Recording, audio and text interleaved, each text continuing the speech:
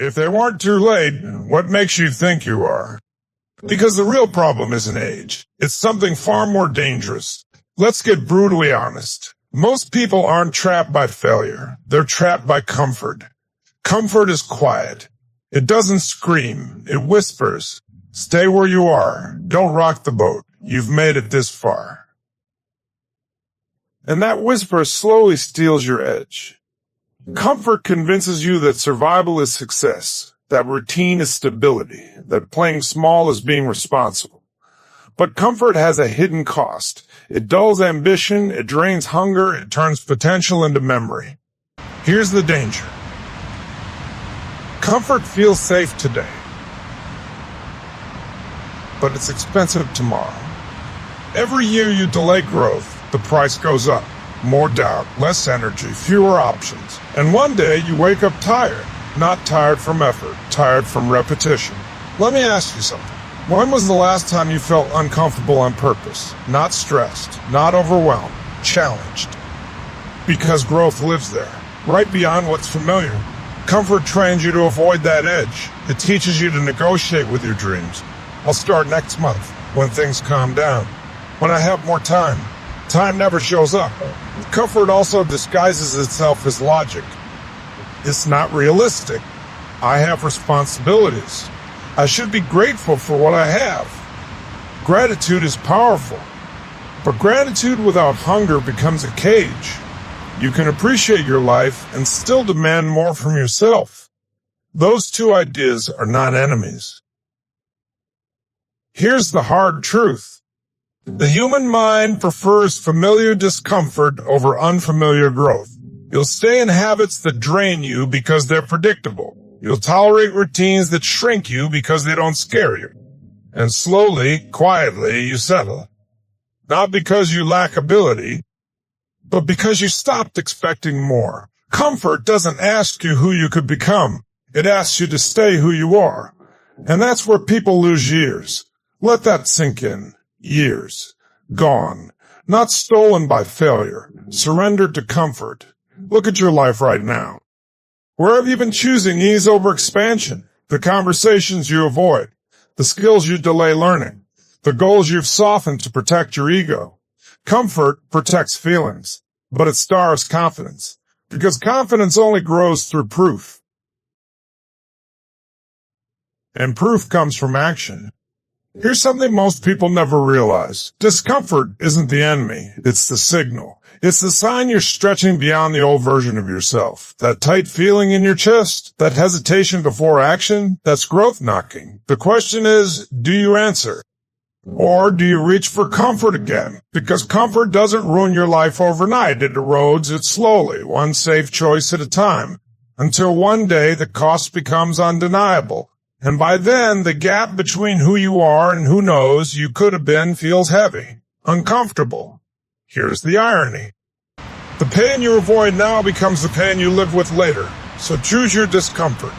The discomfort of discipline, the discomfort of learning, the discomfort of becoming. Because the discomfort of regret lasts longer. Ask yourself, answer honestly. What comfort are you clinging to that's quietly holding you back? And what would happen if you stopped negotiating with it today? Hold that thought, because the moment you step out of comfort, everything starts to change. This is the identity that changes everything. Nothing changes until identity changes. Not habits, not results, not your future. Identity is the switch. Flip it, and everything downstream follows. Most people try to change their behavior first. They chase routines. They download plans. They collect advice. And then they wonder why nothing sticks. Because behavior that conflicts with identity never lasts. If you see yourself as someone who quits, discipline feels heavy. If you see yourself as someone who struggles, progress feels temporary. Your actions will always work to confirm who you believe you are. That's the rule. Let me ask you something uncomfortable. Who do you say you are when no one is listening? Not who you want to be. Not who you pretend to be. Who do you expect yourself to be? That expectation silently controls your standards. And standards control everything. Here's the difference most people miss. Goals are things you want to achieve. Identity is who you decide to become. Goals are external. Identity is internal. You can hit a goal and still feel empty. But when identity shifts, goals chase you. That's why real transformation feels instant on the inside, even when results take time on the outside. The moment you decide, I am the kind of person who follows through, your brain starts looking for proof. Your language changes. Your tolerance drops. You stop asking, do I feel like it? And start asking, what does someone like me do next? That question is powerful because it removes emotion from the equation. Identity creates automatic behavior. Think about it. You don't debate brushing your teeth. It's who you are. You don't negotiate basic standards. They're non-negotiable. Now imagine applying that to your growth, your health, your work, your relationships. This is where most people resist, because changing identity means letting go of an old story, the story that explains why you are the way you are. But that story may be outdated. It may have protected you once. It may have helped you survive. But survival is not the same as growth. Identity is not your past. It's your decision right now. You are not who you were 5 years ago, and you are not locked into who you've been. You can decide again, but the decision must be clear. Vague identity creates weak standards. Clear identity creates power. Instead of saying, I'm trying to be more disciplined, you say, I am disciplined. Instead of, I want to get healthier, you say, I take care of my body. Your brain listens. Every time you speak, you're casting a vote for who you are becoming. Most people cast votes for the old version without realizing it. I'm bad at this. I've never been consistent. That's just not me. Stop reinforcing what you want to outgrow. New identity requires new rules. Rules about what you tolerate. Rules about how you respond under pressure.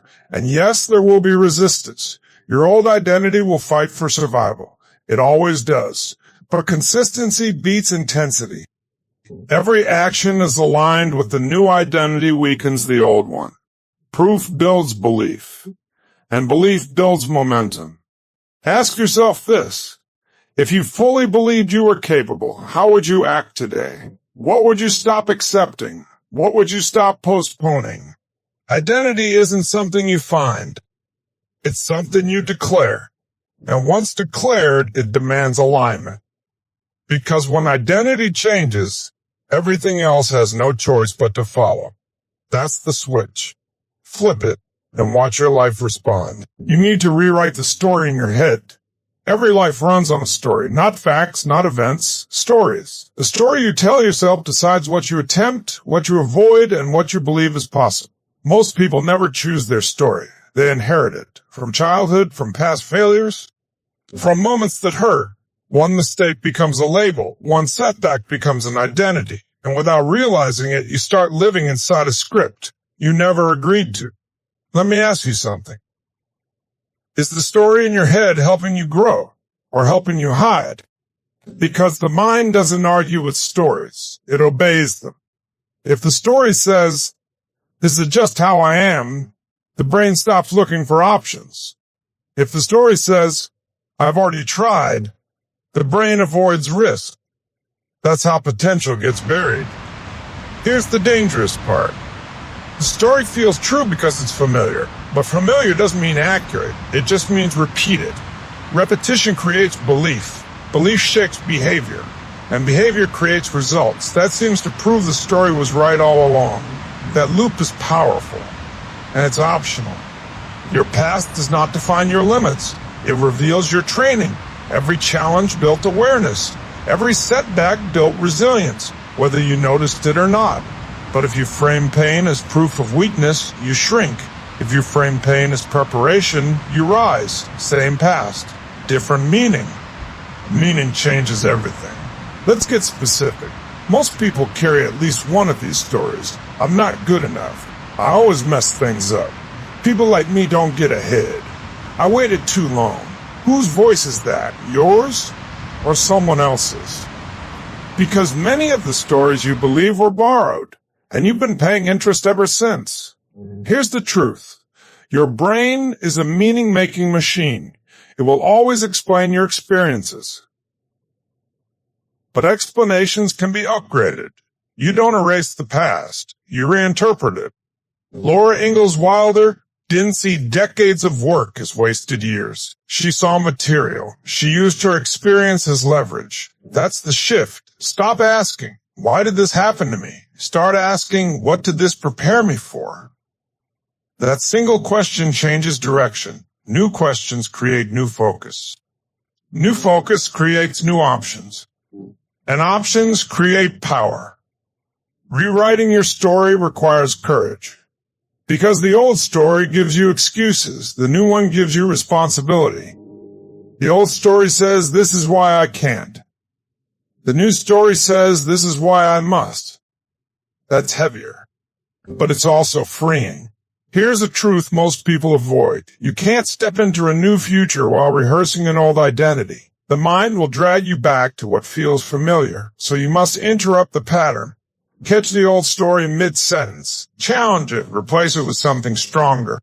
Not fake optimism. Not denial, but empowered truth. Instead of, I failed before, say, I learned what doesn't work. Instead of, I'm behind, say, I have perspective. Instead of, I missed my chance, say, I'm ready now. Words matter. They shape the images in your mind. And images drive emotion. Emotion drives action. This is not positive thinking. This is precision thinking. And it changes behavior fast. Ask yourself right now, if someone you loved was telling your story, would you let them talk this way about themselves? If not, why do you? Rewrite the script.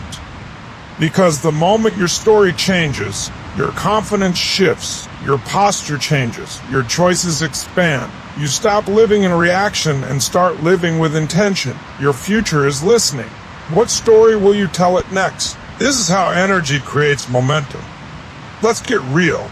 Low energy kills dreams faster than fear ever could. When your body feels drained, your mind negotiates weakness.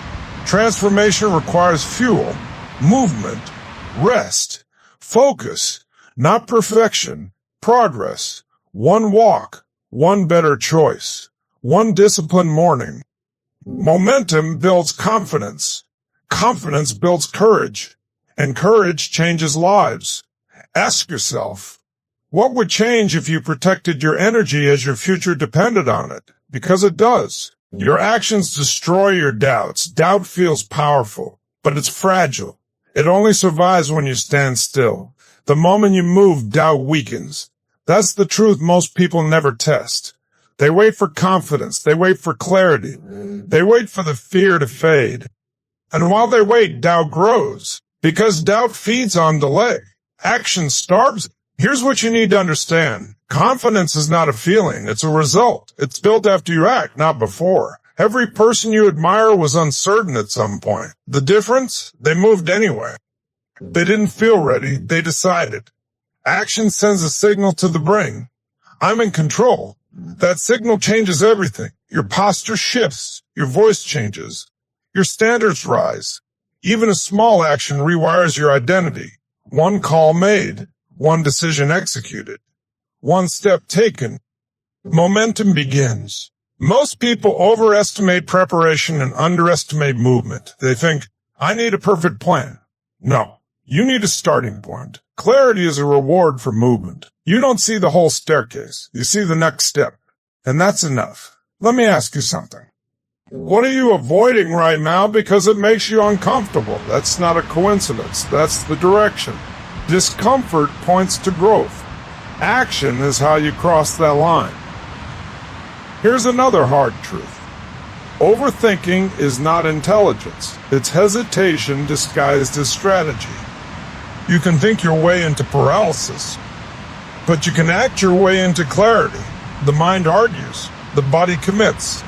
That's why physical movement matters. Stand up. Change your environment. Take action immediately. Action grounds you in the present. Doubt lives in imagined futures. When you act, you collapse fear into facts. Facts are manageable. Imagined outcomes are overwhelming. Here's how momentum really works. First action feels heavy. Second feels possible. Third feels natural. Soon, what once scared you becomes routine. That's how growth compounds. Not through massive leaps, through consistent forward motion. Frank Lloyd Wright didn't design masterpieces by waiting for perfect inspiration. He worked, he revised, he adjusted. Action created refinement, and refinement created excellence. Let's talk about failure. Most people fear it. But failure isn't the real threat. Inaction is. Failure teaches. Inaction convinces you you're incapable. And that belief sticks. Action builds evidence. Evidence builds belief. Belief builds confidence. This loop works every time. Ask yourself this. If you knew you couldn't fail, what would you do today? Now here's the truth. You don't need certainty to act. You need commitment. Commitment means you move even when emotions disagree. That's leadership. Over yourself. Start before you feel ready. Start before conditions are perfect. Because perfect never arrives. Progress does. Every action is a vote for the person you're becoming. So cast your vote today. Not tomorrow. Not next week. Now. Because doubt cannot survive in a life that keeps moving forward.